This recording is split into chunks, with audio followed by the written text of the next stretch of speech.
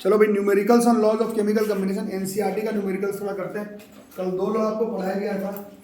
एक था law of conservation of मास, जिसमें कि हम लोग पढ़े थे कि रिएक्टेंट का मास और प्रोडक्ट का मास जो है वो सेम है, जो कि थोड़ा आसान भी है। दूसरा वाले में थोड़ा सा कंसेप्ट इन्वॉल्व है। जब भी एक केमिकल कंपाउंड बनेगा तो जो जो एलिमेंट उस केमिकल कंपाउंड का फॉर्मेशन करता है उसके मास का रेशियो हमेशा फिक्स होगा। एटलीस्ट वाटर का 1:8 और कार्बन डाइऑक्साइड में कार्बन और ऑक्सीजन का 3:8। ये तो आपको अभी याद करना है। और फिर आधा अधूरा चैप्टर का तो टेस्ट दोगे नहीं। टेस्ट तो चैप्टर 3 का जब भी दोगे, जिधर भी दोगे, तब तक आपको ऐसे बहुत सारे कंपाउंड का एटम का मास का रेशियो याद करना पड़ेगा। फिलहाल तो वाटर का और कार्बन डाइऑक्साइड का याद किया हुआ है। इन सब टॉपिक से मिला करके करो। Page number 33।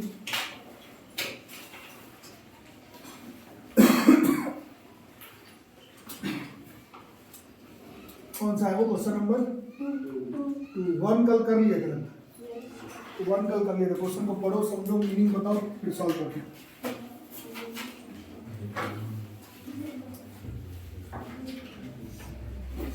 Question number 2।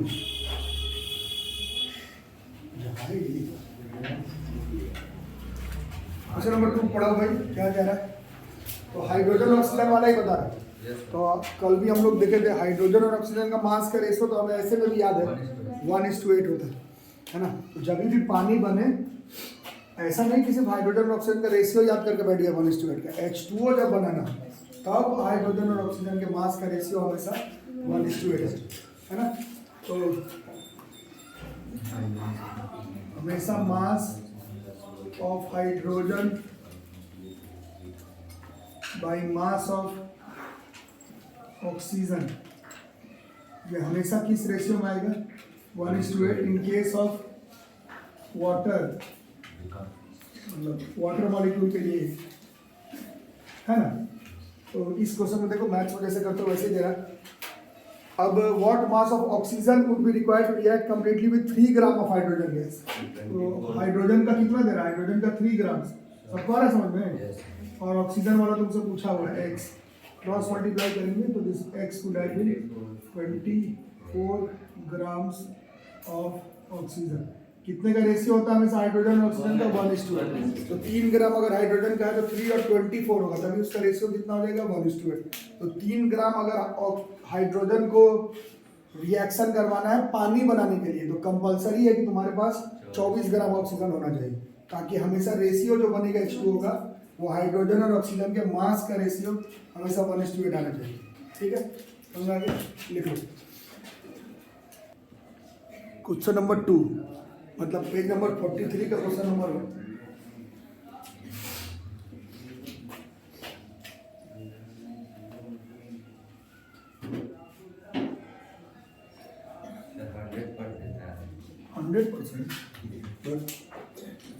तो ये law of conservation of mass reversal नहीं है, एक्चुअली में लॉ ऑफ कांस्टेंट प्रोपोर्शन का ही है। देखो एक कंपाउंड बन रहा है, कंपाउंड। अरे क्या कर रहे हो आप? तो तुम खुद अपना देखो, वो खुद देख रहा है। कंपाउंड का नाम बताओ, क्या है कंपाउंड का नाम? नाम नहीं दे रहे। कंपाउंड ऑफ बोरोन और ऑक्सीजन, नाम नहीं दे रहे। कुछ कंपाउंड है, नाम नहीं दे रहा है तो हम लोग नहीं लिखेंगे। उस कंपाउंड का टोटल मास दिया हुआ है 0.0209, इंग्लिश में समझ में नहीं आ रहा। उस कंपाउंड का मास 0.24 ग्राम। अभी थोड़ा पहले टेंथर को भी मैं यही समझ, कम से कम क्वेश्चन तो समझो। सही बनना गलत बनना बात की बात है, क्वेश्चन ही गलत समझ लोगे तो कैसे? उस कंपाउंड का मास 0.24 ग्राम। अब उसमें कंट्रीब्यूशन केवल 2 एलिमेंट के एटम का है। किसका किसका? बोरॉन का। उसमें मास का कंट्रीब्यूशन, बोरॉन का मास उसमें कितना है कंट्रीब्यूशन? 0.096 ग्राम। और ऑक्सीजन का 0.142।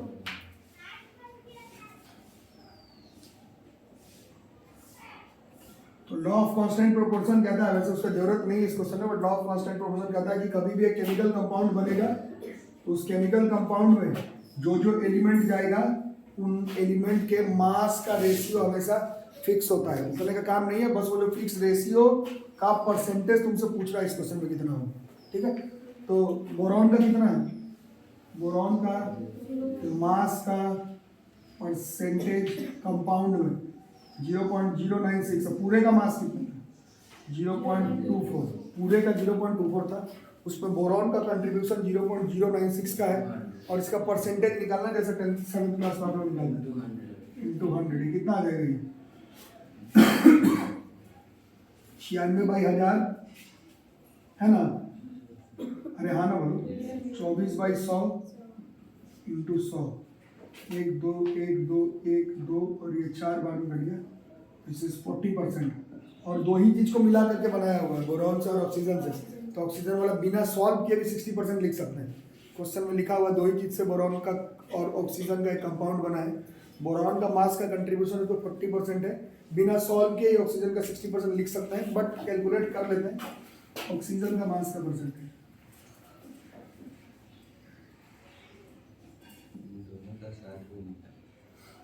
हाँ 0.144, टोटल का 0.24 इंटू 100, ये बिना सॉल्व के 60% लिख सकते हैं, बट सॉल्व करना है तो कर ले 144/1000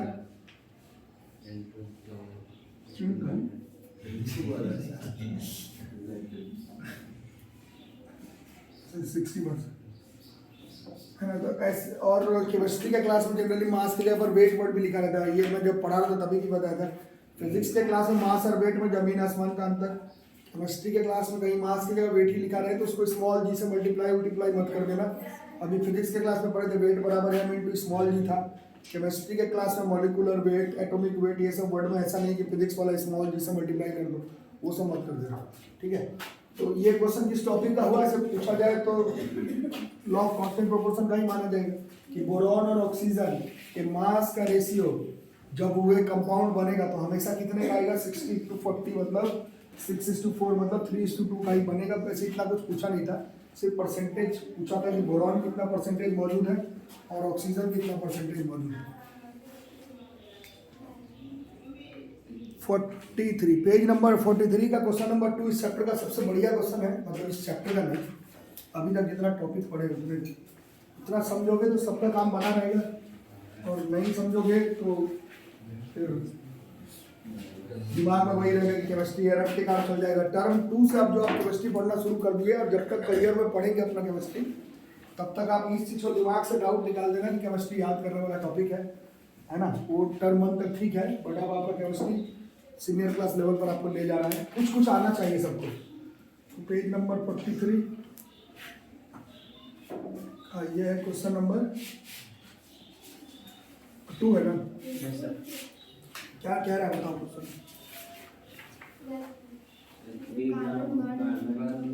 3 gram carbon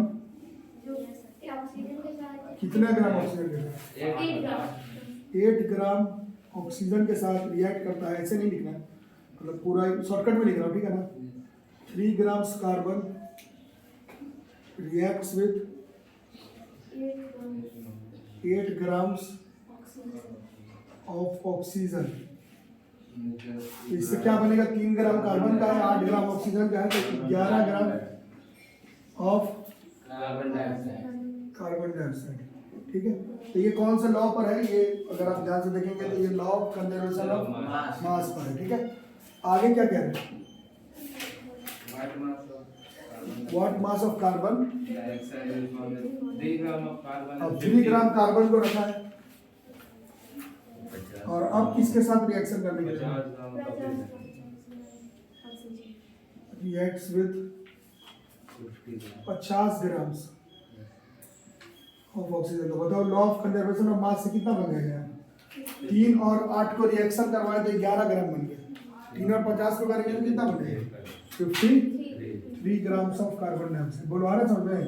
so this is based on law of conservation of, ये गलत आंसर है, तभी तो ये इस चैप्टर का चैंपियन क्वेश्चन है, यही तो है इस चैप्टर का सबसे इंपॉर्टेंट क्वेश्चन, यही तो इस चैप्टर का सबसे इंपॉर्टेंट क्वेश्चन है। टीचर आपको बरगलाया और आप साथ में मेरे यस यस बोलते चले गए। ये question law of conservation of mass का नहीं है, ये question law of constant proportion का है। ऊपर साफ साफ लिखा हुआ है कि 3 ग्राम कार्बन केवल कितने ग्राम ऑफ ऑक्सीजन के साथ रिएक्ट कर सकता है, 8 ग्राम के साथ, और लॉ ऑफ कांस्टेंट प्रोपोर्शन क्या कहता है, जब भी एक केमिकल कंपाउंड बनेगा तो उसमें जो जो एटम का एलिमेंट बन रहा है उसमें कंट्रीब्यूशन, उसके मास का रेशियो हमेशा क्या रहेगा, वो फिक्स रहेगा। मतलब पहले डेटा से ये पता चल रहा है, कि मास ऑफ कार्बन और मास ऑफ ऑक्सीजन का रेशियो हमेशा कितना का होगा, 3:80 का होगा। क्या बनाते समय, कार्बन डाइऑक्साइड बनाते समय 3 ग्राम कार्बन केवल 8 ग्राम ऑफ ऑक्सीजन के साथ ही रिएक्शन कर सकता है। कितना ग्राम बन रहा है नहीं बन रहा है उससे कोई लेना देना नहीं। समझ आई बात। ये वाला जो 53 ग्राम है ये गलत है। इस क्वेश्चन का आंसर क्या होगा, 3 ग्राम कार्बन के साथ भले तुम 50 ग्राम ऑफ ऑक्सीजन ले आओ, but law of constant proportion कहता है कि ये 3 ग्राम कार्बन इस 50 ग्राम ऑफ ऑक्सीजन के साथ रिएक्ट ही नहीं करेगा। मैथ्स के क्लास में नहीं बैठे हुए कि 3 + 8 = 11 और 3 + 50 = 53। मैथ्स का 1 क्लास का ट्यूशन नहीं चल रहा है, केमिस्ट्री का क्लास कह रहा है। कल आप लोग पढ़े थे जोसेफ एल प्रोस्ट, दुनिया के महानतम केमिस्ट में से। इन्होंने बताया कि जब भी एक केमिकल कंपाउंड का फॉर्मेशन होगा तो जो जो एलिमेंट उसमें कंबाइन कर रहा है उसके मास का रेशियो हमेशा क्या रहेगा, फिक्स रहेगा। तो पहले में देखो कितने का रेशियो हो रहा है, 3:8, दूसरे में 3:50 हो रहा है। ऐसा हो सकता है कभी? जोसेफ एल प्रोस्ट का लॉ कहता है कि ऐसा नहीं हो सकता। समझ आ रही बात। इसका मतलब क्या हो गया, ये 3 ग्राम ऑफ कार्बन किसके साथ रिएक्ट करेगा, ये सिर्फ 8 ही ग्राम ऑफ ऑक्सीजन के साथ रिएक्ट करेगा। आंसर अभी भी क्या हो जाएगा, 8 ग्राम ऑफ ऑक्सीजन हो जाएगा। क्वेश्चन में क्या पूछ क्या रहा है,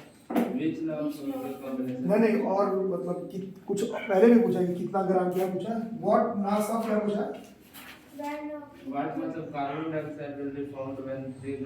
कितना मास होगा। 3 ग्राम के साथ 50 ग्राम के साथ रिएक्शन करवा भी दो तो भी आंसर 53 ग्राम कभी नहीं होगा। आंसर फिर से कितना हो जाएगा, फिर से 11 ग्राम ऑफ CO2, यही आंसर हो जाएगा। कुछ आ रहा है समझ में? अरे हाँ ना बोलो। छापा छापी करने पर नहीं होगा। 3 ग्राम कार्बन 50 ग्राम ऑक्सीजन के साथ रिएक्शन करेगा। मैथ्स के क्लास में नहीं कि आंसर 53 ग्राम हो जाएगा, आंसर फिर से 11 ग्राम ही होगा। और ये लॉ ऑफ कंजर्वेशन ऑफ मास पर बेस्ड नहीं है, ये लॉ ऑफ कांस्टेंट प्रोपोर्शन पर बेस्ड क्वेश्चन है। इसमें बाकी जो 42 ग्राम ऑक्सीजन है वो अनयूज रह जाएगा। 42 gram of oxygen will remain, 42 gram of oxygen will remain unused. और आंसर कितना हो जाएगा, आंसर जो है वो 11 ग्राम ही हो जाएगा। ये समझ में आ रहा है सबको? फिर से बताऊं क्या क्या समझ में? 3 ग्राम कार्बन 8 ग्राम ऑक्सीजन के साथ रिएक्शन करता है, 11 ग्राम ऑफ कार्बन डाइऑक्साइड बनाता है। 3 gram carbon 1 crore gram of oxygen के साथ भी रिएक्शन करेगा, तो आंसर 11 ग्राम ऑफ ऑक्सीजन ही आएगा। ये लॉ ऑफ कंजर्वेशन ऑफ मास पर बेस्ड क्वेश्चन नहीं था, ये जो है वो लॉ ऑफ कांस्टेंट प्रोपोर्शन का क्वेश्चन था। यही इस चैप्टर का चैंपियन क्वेश्चन है। और टीचर शुरुआत में हाँ बोला, और आप बोल भी दिए कि law of conservation of mass का, law of conservation of mass के लिए तो रिएक्टेंट और प्रोडक्ट ये सब देना चाहिए, सब कहाँ दिया, ठीक है। It's based on law of constant proportion. बोलो आगे समझ में? ठीक है, ये इस चैप्टर का बहुत बढ़िया। स्कूल में टीचर कुछ भी पढ़ा रहा है उल्टा सीधा SPDF और पता नहीं क्या क्या, बेसिक्स आपको आ ही नहीं रहा। ठीक है, तो देखो जो लोग समझ गए ये क्वेश्चन। अच्छा कल वाला डेटा भी है। अच्छा तो डेटा थोड़ा चेंज कर देते हैं।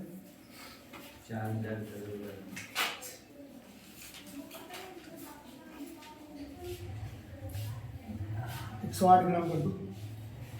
क्वेश्चन है what mass of hydrogen should react with what mass of oxygen. कितना हाइड्रोजन कितना ऑक्सीजन के साथ रिएक्ट करेगा कि 108 ग्राम ऑफ पानी बनना चाहिए।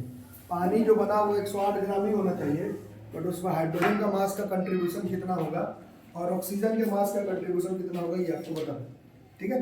तो ये कल हम लोग पढ़े थे लॉ ऑफ कांस्टेंट प्रोपोर्शन से।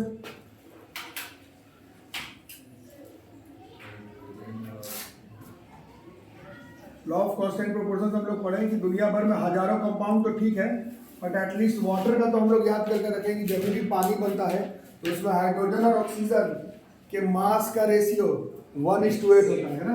तो कम से कम वाटर के केस में तो हमें मालूम है कि मास ऑफ हाइड्रोजन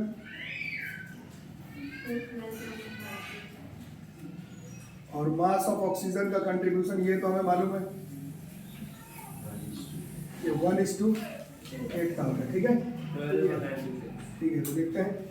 तो 1:8 उस हिसाब से मास ऑफ हाइड्रोजन, जैसे रेशियो का क्वेश्चन अभी बनाते हैं हम लोग ट्राइंगल में, क्वाड्रिलेटरल में 3 एंगल का रेशियो दिया हुआ रहता है 2:3:4। पहला एंगल जैसे 2x लेते हो, दूसरा 3x, वैसे।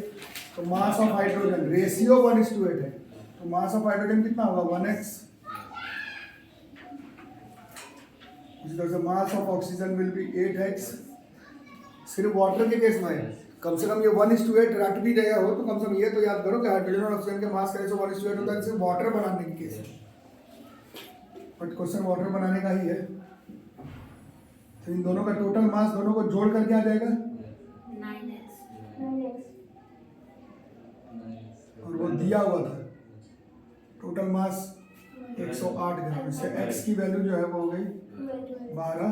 तो उस हिसाब से हाइड्रोजन का कंट्रीब्यूशन कितना हो गया 1x, मतलब 12 ग्राम, और इसका 8x।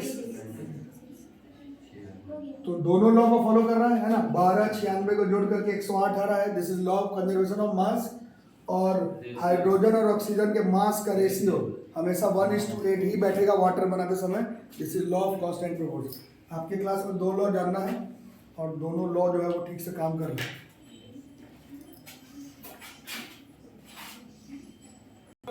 चलो क्वेश्चन है ऐसा ही, व्हाट मास ऑफ कार्बन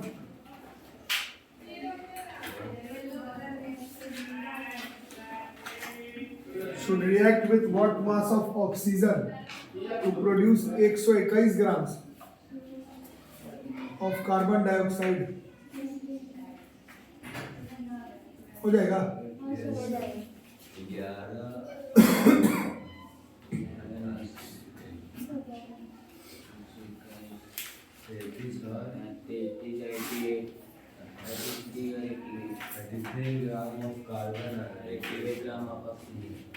ठीक है, लॉ ऑफ कांस्टेंट प्रोपोर्शन से जब कार्बन डाइऑक्साइड का फॉर्मेशन होता है, ये हम लोग कल पढ़े थे कि कार्बन और ऑक्सीजन के मास का रेशियो हमेशा 3:8 का बनता है। चैप्टर खत्म होने तक सारे कंपाउंड का, सारा तो नहीं बट बहुत सारा इंपॉर्टेंट कंपाउंड का आपको याद हो जाएगा। बट शुरुआत में चैप्टर को खींचने के लिए एटलीस्ट वाटर का और कार्बन डाइऑक्साइड में लॉ ऑफ कांस्टेंट प्रोपोर्शन याद रखना होगा, ठीक है। कल किए थे ये 3:8 है, तो this would have been 3x, this would have been 8x, और दोनों का मास 11x, और इस 11x का वैल्यू दिया हुआ था क्वेश्चन में 121, इससे x का वैल्यू हो जाता 11, और 3x का वैल्यू जो है वो हो जाता 33 ग्राम्स, और 8x का हो जाता 96 ग्राम्स। तो 33 grams of hydrogen, oh sorry यहाँ पर कार्बन 88,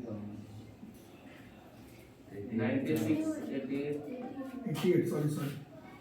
तो 33 grams of carbon should react with 88 grams of oxygen to form 121 grams of carbon dioxide. This question is following both law of conservation of mass as well as law of constant proportion. ठीक है, सबसे important वाला question वो आप लोग समझे ना, ये वाला सबसे इम्पोर्टेंट है। और जो क्वेश्चन नंबर 2 था पेज नंबर 43 वाला, वो बड़ा इंपॉर्टेंट था। 3 ग्राम 8 ग्राम के साथ रिएक्शन करके 11 ग्राम बना रहा है, फिर 3 ग्राम 50 ग्राम के साथ कितना होगा, तो 53 उसका आंसर नहीं होगा, वो 11 ही ग्राम होगा, क्योंकि वहाँ पर law of conservation of mass का क्वेश्चन ही नहीं है, लॉ ऑफ कांस्टेंट प्रोपोर्शन का है। फ्रॉस्ट कहते हैं 3 ग्राम कार्बन में जितना भी एटम है वो 8 ग्राम ऑक्सीजन के साथ ही रिएक्ट कर सकता है, ऐसा नहीं कि 50 के साथ कर रहे हैं। बाकी 42 ग्राम्स क्या होगा उसमें अनयूज्ड हो जाता है।